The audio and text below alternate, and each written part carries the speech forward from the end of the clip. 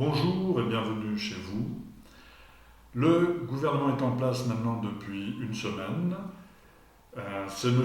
Castex qui le dirige. M. Castex est peut-être un inconnu pour le grand public, mais pas pour les services publics, puisqu'il est comme un des initiateurs de la casse de ce service public, à commencer d'abord par l'Agence nationale du sport, qu'il a dirigée. Son objectif au travers de cette ANS était de privatiser la pratique du sport encore plus que ce qu'elle est aujourd'hui, c'est d'écarter finalement les pouvoirs publics de cette pratique sportive, en favorisant notamment l'immixtion de grands mécènes privés pour la promotion du sport de haut niveau, au détriment bien entendu de la pratique du sport amateur. Puis M. Castex, dans l'hôpital, avec Mme Bachelot d'ailleurs, a été, lui, l'un des acteurs de la conception de la tarification à l'acte dans l'hôpital, avec les conséquences que vous connaissez, le déséquilibre territorial dans la proposition de soins, l'inégalité territoriale dans les structures de soins, le tout au détriment de l'usager. Ce gouvernement, à nouveau, fait la part belle à la droite. On a remplacé d'ailleurs comme Premier ministre un juppéiste par un sarkozyste. Et les sarkozystes sont en force dans ce gouvernement. M. Castex, donc M. Le Maire, Darmanin et bien d'autres. Et donc à des postes éminemment importants, Matignon, Beauvau et Bercy. Alors certains comme M. Castaner, Mme Belloubet, Mme Pénicaud, les plus gênants en sorte, sont débarqués. D'autres ont été promus, c'est le cas de M. Véran, M. de Normandie, Mme de Montchalin. Au-delà du casting, on peut remarquer quand même que ce gouvernement met le cap à droite toute. Certains, comme Mme Roselyne Bachelot et M. Dupond-Moretti, ont visiblement été forcés, puisque les deux nous ont dit qu'ils ne souhaitaient en aucun cas intégrer un gouvernement. Mais je crois quand même qu'il faut souligner la performance de Mme Bachelot. Elle aura participé quasiment à tous les gouvernements de droite du XXIe siècle, celui-ci y compris. Ce gouvernement aura à gérer la pandémie du Covid-19 qui continue à s'étendre. Et j'espère mieux que le gouvernement précédent. Au moment où je vous parle, les 30 000 décès ont été dépassés. Les scientifiques expriment leurs grandes inquiétudes dues à la reprise vigoureuse de l'épidémie dans l'hémisphère sud, en Australie, en Afrique du Sud, en Amérique du Sud, et au relâchement de la pratique de la distanciation physique en France.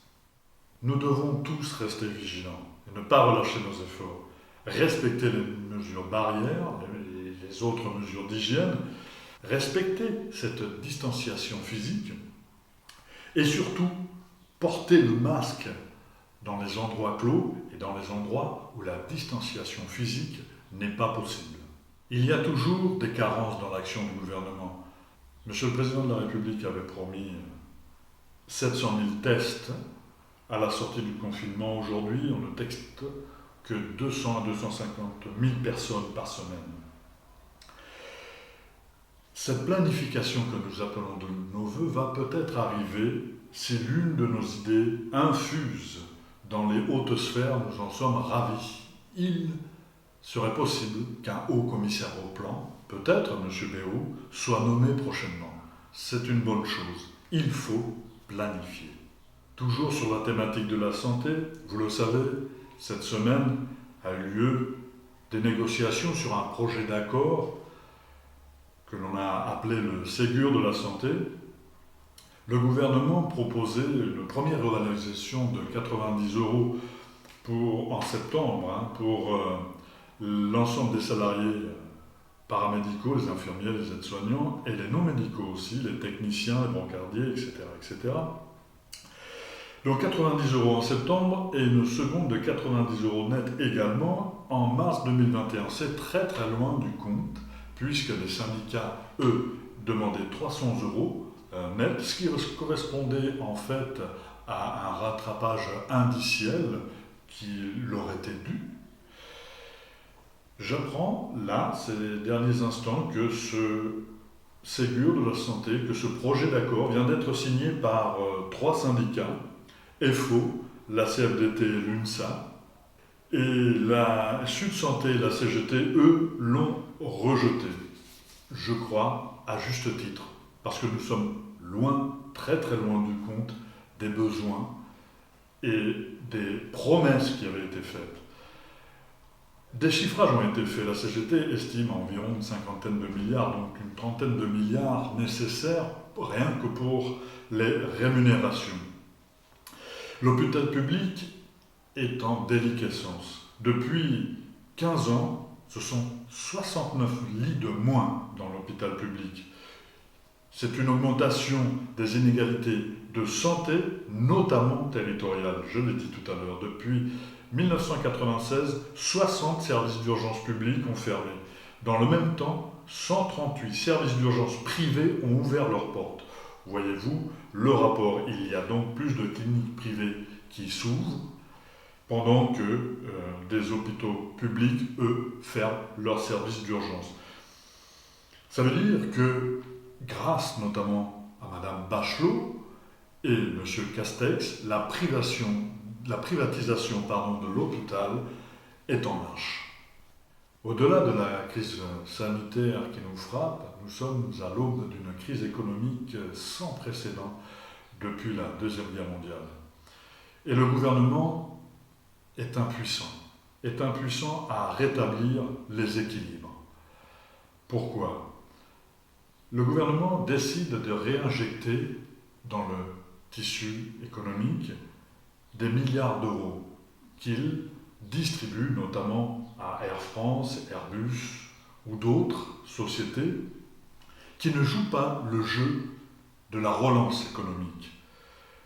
Air France annonce 8 à 10 000 emplois, soit 1/5 de ses effectifs, tandis que le groupe Air France KLM vient de décrocher une aide de l'État pour un montant total de 7 milliards d'euros. Nokia, même la ministre de l'Industrie, Mme Pannier-Runacher, dénonce un plan inacceptable de l'État et affirme être du côté des élus et des salariés pour pousser l'entreprise dans ses retranchements. Alors, ça fait doucement sourire quand on sait que c'est cette dame qui avait dit que la veille du crash boursier lié à l'épidémie du Covid-19, sur CNews, elle déclarait « c'est plutôt le moment de faire des bonnes affaires en bourse aujourd'hui ». Voilà. Il faut savoir que Renault, lui, va toucher, Renault et l'industrie automobile, pas seulement Renault, mais va toucher 8 milliards d'euros de l'État, et que Renault, lui, va bien supprimer 4600 emplois en France. Ce que l'on peut remarquer, c'est que toutes ces sociétés qui licencient malgré les aides de l'État profitent d'un effet d'aubaine de la crise du Covid. Et au-delà de ça, une enquête a montré que 24% des employés auraient poursuivi leur activité à la demande de leur employeur alors qu'ils étaient en chômage partiel.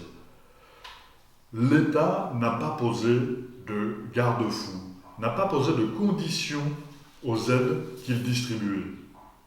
Il aurait dû conditionner ces aides à la sauvegarde des emplois. La vérité, c'est que la France, in fine, perdra presque 1 million d'emplois cette année. Nouveau gouvernement, mais pas du tout nouvelle politique.